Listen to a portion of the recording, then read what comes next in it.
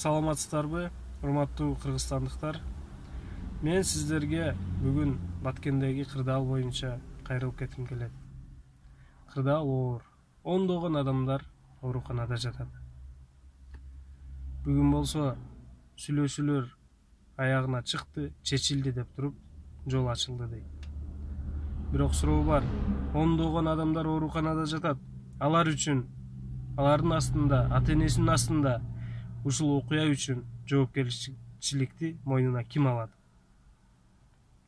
Эртең ушул окуя кайрадан кайталанбайт деп туруп жоопкерчиликти мойнуна ким алат? 28 жылдан бери кайталанып келип атат. Элибиз кыйналып, азап тартып турат. Мен бийлик өкүлдөрүнө суранат элем. Ушул чек ара маселеси Тажикстан менен толук кандуу чечилгенче чек араны Тажикстан менен толук кандуу жаап туруу керек. Ваарух Кыргызстандын ичинде турат.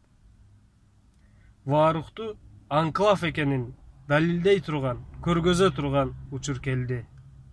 Саясий эркти өз мойнуңуздарга алып туруп чечип коюңуздарды өтүнөт элек.